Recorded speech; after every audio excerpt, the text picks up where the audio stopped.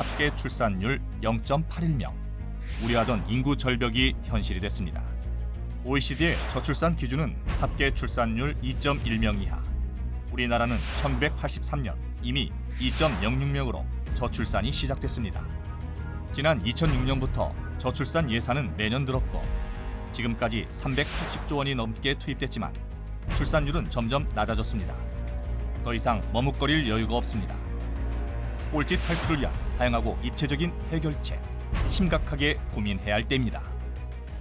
나와 내 가족이 사는 세상을 더 좋게 만드는 법, 우리가 직접 만듭니다. 우리 국민의 다양한 여론이 새로운 입법으로 실현되는 리얼 입법 스토리. TV 국민청원 입법 로그인. 안녕하세요, 조우종입니다. 안녕하세요, 손정입니다. 변호사님, 우리는 사실 저출산 국가라고만 알고 있었는데 엄밀히 말하면 저출산을 넘어서 초저출산 국가였네요. OECD 국가 중에 최저 출산율로 합계 출산율 1.0명 이하는 우리나라가 유일하다고 합니다. 예, 사실 합계 출산율 하락 추세가 산업화 이후에 대부분의 국가들이 경험하는 현상인데 프랑스나 스웨덴, 독일도 90년대 출산율이 상당히 떨어졌었죠. 그런데 2000년대 들어오면서 다시 회복하는 추세입니다. 말씀하신 나라들은 비혼 가족 등 다양한 가족 형태를 포용하기도 하고 양성평등을 기본으로 하는 가족 정책이나 이민 정책 등도 적극적으로 추진했다고 합니다. 네, 나라마다 문화권마다 사정이 다르니까 해결책이 같을 수 없겠죠. 다른 나라의 성공 사례를 참조해서 우리에게 맞는 현실적인 대안을 찾아야 될 텐데 초저출산국을 탈출하기 위한 해결책, 지금부터 함께 생각해 보겠습니다.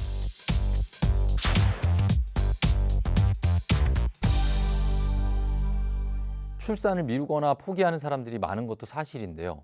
사실 주변에 보면 아이를 간절하게 원하지만 임신이 어려워서 고민하는 경우도 참 많습니다. 네, 보통 1년 이상 정상적인 부부 생활을 하여도 임신이 안 되는 경우를 난임이라고 하는데요. 난임 인구는 2017년 약 21만 명에서 계속 증가하고 있다고 합니다. 네, 난임 치료에 비용과 시간이 많이 소요돼서 부담이 상당합니다. 국회 국민동의 청원에도 난임 지원 내용이 꾸준히 올라오고 있는데요. 그분들의 사연 함께 만나보겠습니다. 현재 난임치료 지원 대상은 기준 중위소득 180% 이하인 가구, 그리고 기초생활보장수급자, 차상위 계층 가구입니다. 지원시술 횟수는 신선배아 최대 9회, 동결배아 최대 7회, 인공수정은 최대 5회까지입니다.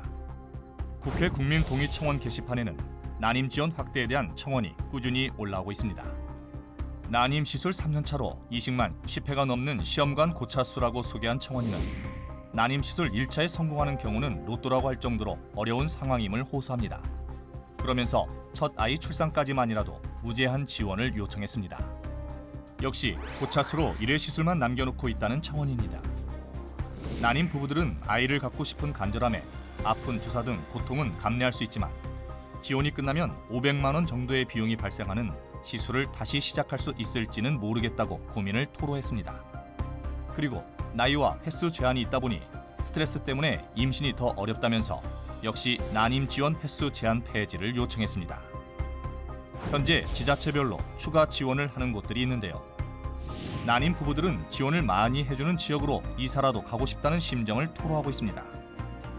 난임 환자들이 해가 갈수록 많이 증가하고 있는 것은 사실이고 1년에도 난임 가정 환자, 신환 환자 수가 23만 명에 육박하고 있는 상황인데 정부의 지원은 상당히 감소돼 있고 또 더군다나 올해 2022년도부터 지자체로 이양돼 있는 난임 지원 사업으로 인해서 지자체 재정에 대해서 상당히 문제가 있는 지역들에서 난임 지원 내용의 금액들이 지급되지 않고 있어서 많은 민원이 발생하고 있습니다.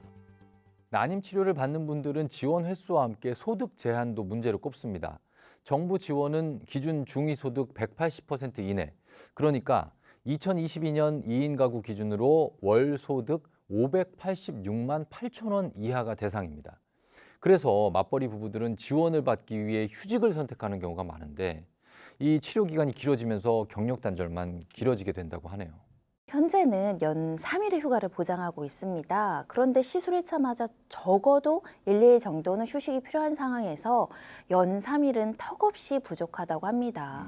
그런데 이마저도 자유롭게 사용하기는 어려워서 연차 같은 개인 휴가를 써야 하는 거죠. 맞습니다. 그러다 보니까 난임 치료 과정에서 여성들이 퇴사하는 경우도 많습니다. 이렇게 시술 기간이 길어지면서 어려움을 겪다 보니까 아이를 갖기 위해 노력하던 분들도 결국에는 포기할 수밖에 없어지는 거죠. 난임 치료 지원 확대 정말 시급합니다. 최근 전 세계적으로 출산 연령은 점점 높아지는 추세입니다.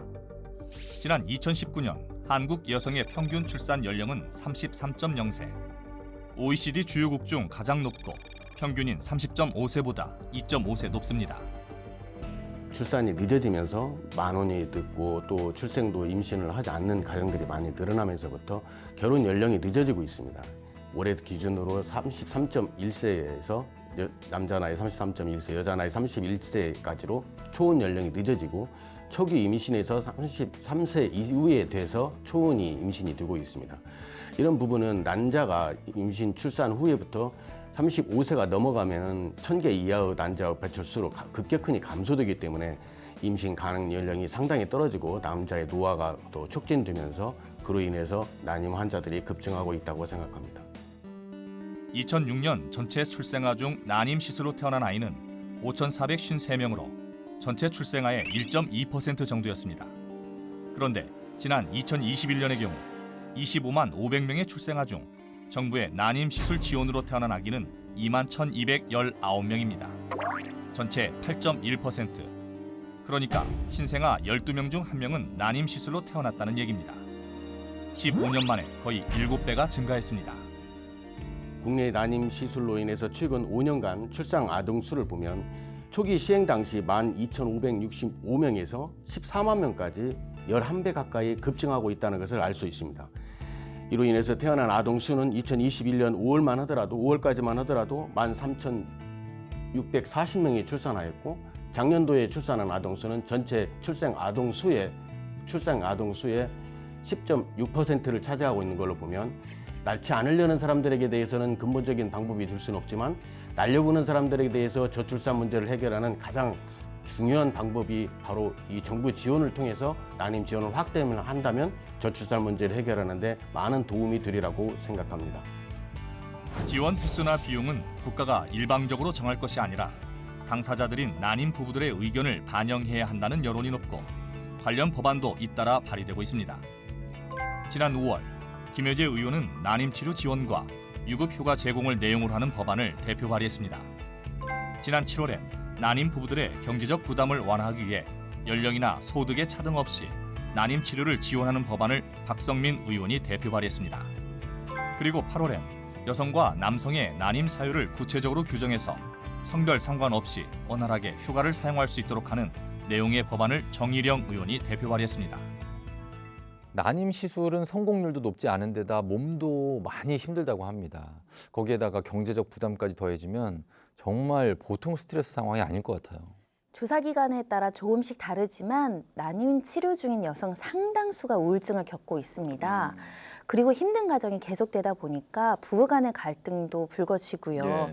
실제로 이혼에 이르는 부부들이 있습니다. 아, 그래요? 왜냐하면 이제 힘든 가정이니까 서로 남 탓을 할 때도 있고 이게 감정 조절이나 서로를 배려해야 되는데 또 약간 서운한 말, 예. 폭언하다 보면 결국은 관계가 악화되기도 하는데 어려울수록 사실은 더 배려해야 되는 상황입니다. 사실 저 가까운 대학 친구도 정말 임신이 안 돼서 노력하다가 결국에는 이제 포기하고 그리고 그냥 뭐 아이 없이 살겠다 이런 좀 안타까운 경우가 있었는데 이렇게 요즘 같은 저출산 시대에 아기를 낳기 위해 노력하는 이 난임 부부들에게 좀 더 세심한 지원 그리고 제도적 뒷받침이 필요합니다.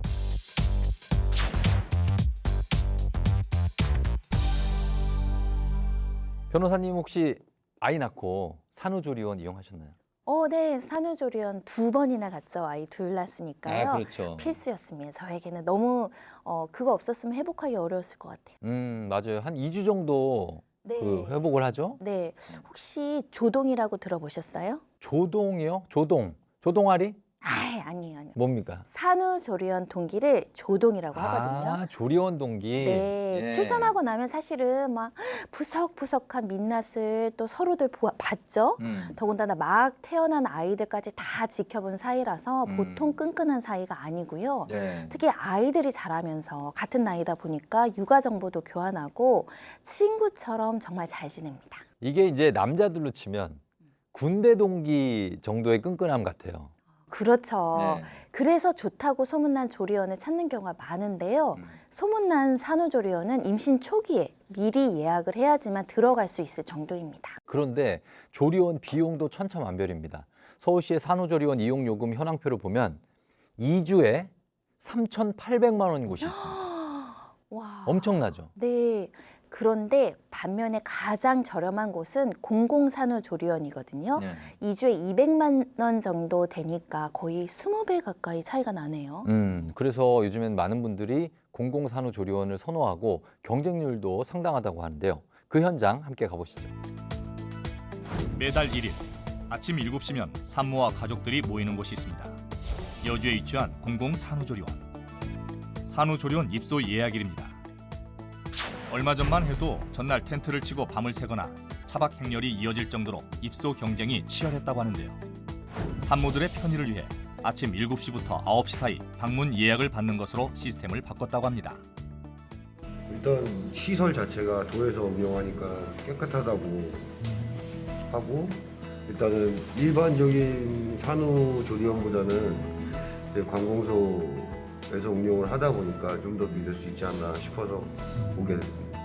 저희가 지금 다니는 산부인과 쪽에 그 산후조리원을 예약을 해놨는데 혹시 몰라서 거기에 비해서 비용은 한 4분의 1 정도 되는 것 같습니다. 매월 첫날, 평일 첫날에 진행이 되고요. 7시부터 9시, 8시 59분에 해당되는 시간에 오셔서 경기도 및 여주시 및 감면 대상에 해당되는 데 지원하시고, 정확히 9시에는 그분들을 모시고 공추첨을 통해서 이루어지고 있습니다. 매달 이곳에 입소 가능 산모는 24명. 산후조리원이 위치한 여주에 거주하는 산모 8명, 경기도 거주 산모 8명, 그리고 감면 대상 산모 8명으로 인원이 제한됩니다. 예약 마감은 오전 9시. 이날 예약한 산모는 정원을 넘어서서 각 그룹별로 제비 뽑기를 해야 합니다. 가족분이 같이 오거나 두 분이 오신 분은 한 분만 들어오시면 돼요. 아셨죠? 7,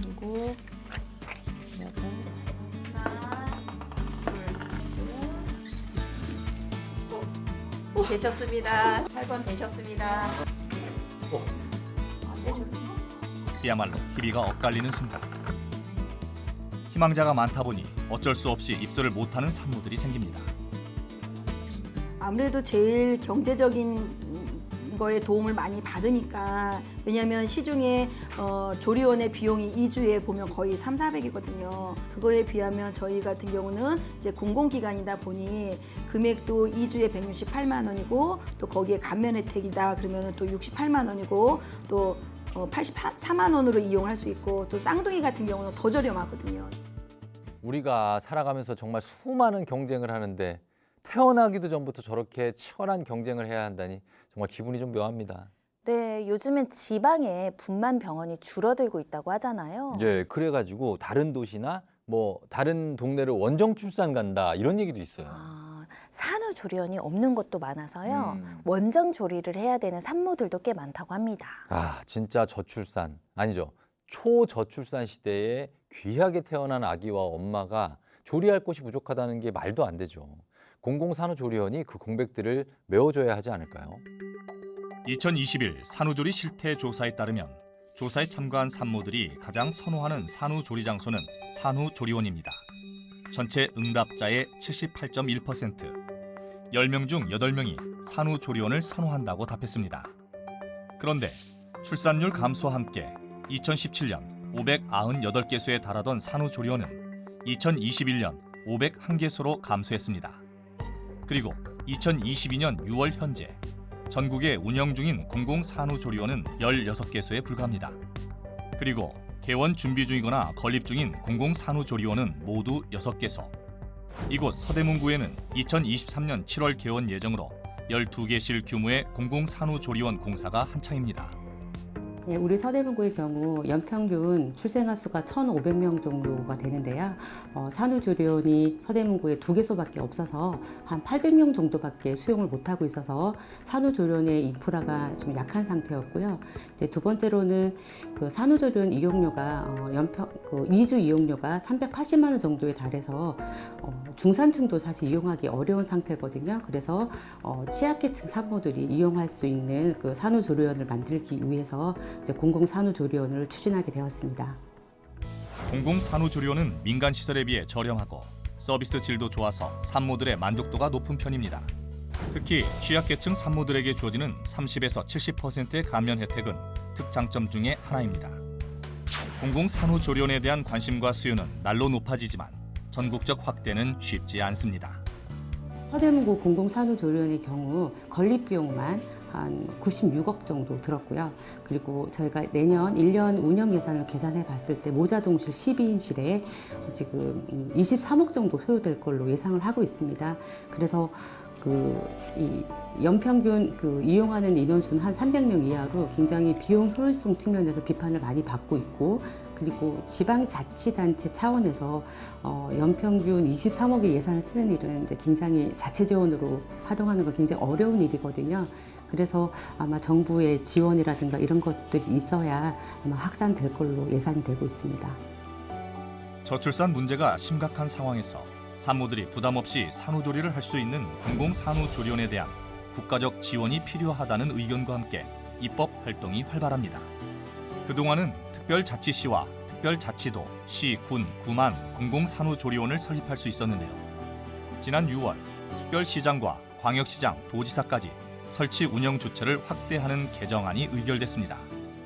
네, 이 시간엔 아이를 갖기 위해 노력하는 난임 부부에 대한 지원 확대, 그리고 산모들에게 필요한 공공산후조리원 확대에 대한 이야기를 해봤는데요. 이렇게 구체적인 지원과 함께 아이를 낳아서 그리고 키울 수 있는 환경을 만드는 것 정말 중요하겠죠. 네. 취업이 어렵다 보니까 결혼을 안 하는 젊은이들도 많은 데다가 결혼을 해도 경제적인 이유로 출산을 미루거나 포기하는 경우들이 많은 상황에서 아이를 낳아서 키우기 좋은 환경은 아주 중요하죠. 맞습니다. 최근 공개된 세계경제포럼의 2022년 세계 성별 격차 보고서에 따르면요. 한국의 젠더 격차 지수가 146개국 중에 99위라고 합니다. 이런 남녀 간의 불평등한 성평등 인식도 출산에 큰 걸림돌이 되고 있습니다. 예, 실제로 우리나라 남성들의 가사 분담률이 16.5%입니다. 이게 OECD 국가의 평균인 33.6%의 절반도 안 될 뿐 아니라 거의 최하위 수준이라고 합니다. 제가 설거지는 거의 제가 하거든요. 많이 하시는 거 알아요. 육아도 많이 하는데 그래도 아직 부족하다. 저부터 반성하도록 하겠습니다. 예, 그리고 남성들의 가사 분담률이 높은 국가들은 프랑스, 노르웨이, 스웨덴 같은 나라들인데 이 나라는 출산율도 높은 편입니다. 남녀 간의 불평등한 가사 노동, 이것도 저출산과 상관관계가 아주 높은 거죠. 정말 82년생 김지영 생각이 나네요. 그 소설. 예, 조남주 작가 소설. 정유미 씨하고 공유주연의 영화로도 만들어졌잖아요. 네, 맞습니다. 정말 82년생으로 서울에서 태어나서 대학 졸업하고 회사에 다니다가 31살에 결혼해서 딸을 낳아 키우는 지영 씨의 얘기. 참 이 얘기 저도 감명 깊게 봤습니다. 제가 또 82년생이잖아요. 네. 딱이네. 정말 전에 그 동네에 어머니들 모시고 갔거든요. 예. 3명 다 울면서 정말 폭풍 공감하면서 갔습니다. 진짜 82년생 손정혜군요. 네. 그래요. 예, 근데 82년생 손정혜 씨 어떤 부분에 그렇게 폭풍 공감을 하신 겁니까? 다 공감이 돼서 공감이 안 되는 부분은 없었는데요. 그래요. 왜 지영 씨가 베이비시터를 못 구해서 취직을 포기하려고 할 때 남편이 아내를 위한다고 그래 좀 더 쉬어 하잖아요. 네. 이건 말이 안 되는 거예요. 그때 지영 씨가 애 보는 게 쉬는 거 맞아? 아니지. 하고 맞받아쳤었거든요. 예. 정말 제가 하고 싶은 얘기였습니다. 애 보는 게 일하는 것보다 더 어려워요. 그렇죠. 변호사 할래, 애 볼래 그러면 제 일하러 가겠습니다. 그래서 지금 일하고 계신 겁니다. 네. 예. 그리고 저는 지영 씨 남편이 육아휴직을 고려할 때 그 동기들이 너 육아휴직 끝나면 네 자리 없어진다. 승진해서 밀려 하면서 말리는데 이런 배우자의 육아휴직 제도가 있긴 해도 사용하기가 정말 힘들다는 걸 새삼 느꼈습니다. 이렇게 육아휴직을 신청하거나 사용한 노동자를 해고하거나 불이익을 주는 것, 그러니까 가정과 자녀를 돌보느냐고 겪게 되는 직업상의 불이익을 육아 페널티라고 합니다. 이 육아 페널티야말로 저출산에 직간접적으로 지대한 영향을 미칩니다. 남녀 고용평등과 일가정 양립 지원에 관한 법률은 사업주가 육아휴직을 이유로 해고나 불리한 처우를 한 경우 3년 이하의 징역 또는 3천만 원 이하의 벌금에 처해진다고 명시하고 있습니다. 그러나 육아휴직 사용 권리 침해로 법적인 공방이 이루어지는 경우는 드물다고 합니다. 육아휴직을 사용한 근로자가 원래는 이런 홍보팀의 과장이었다가 물류창고로 발령이 나는 그런 불이익 조치가 있었는데 그 사업주는 불이익 처분이 아니다. 이것은 그 근로자의 근태가 좋지 않았기 때문에 발령이 새롭게 난 것이다라고 주장하였고 사실은 법원에서 이러한 사업주의 주장을 받아들였어요. 만약에 불이익 처분을 하였을 경우에서는 뭐 사업주가 형사처벌을 받는 것뿐만이 아니라 근로자에게 손해배상을 해줘야 돼요. 예를 들어서 아일랜드 같은 경우에 불이익 처분을 인정받고 이것이 차별에 의한 불이익 처분이다라는 그런 판결이 나온다라면 손해배상일로부터 무려 그 이전에 6년에 해당하는 그 급여에 대해서 상한액 없는 손해배상을 해줘야 됩니다. 이런 점에서 제도적으로도 그 육아휴직 그 사용권이 제대로 잘 보장되어 있는 외국에 비해서 우리나라는 좀 그렇지 못한 면이 있다라고 평가할 수 있을 것 같아요. 육아 페널티는 저출산의 직간접적인 원인으로 이를 방지하기 위한 제안들이 이어지고 있습니다. 2022년 7월 가족 돌봄 휴가를 유급으로 하고 이를 어긴 사업주에게 500만 원의 과태료를 부과하도록 하는 법안을 이용선 의원이 대표 발의했습니다. 그리고 9월엔 근로자의 혼인, 임신, 출산, 양육을 이유로 퇴직 사유를 예정하는 근로계약을 체결하거나 해고 또는 그 밖에 불리한 처우를 못하게 명시하고 근로자가 해당 사유로 부당한 처우를 받았을 때 임금 보전과 그 피해에 합당한 배상액을 지급하는 법안이 전용기 의원에 의해 대표 발의됐습니다. 육아 페널티를 주지 못하게 하는 법률이 제대로 작동을 했으면 좋겠네요.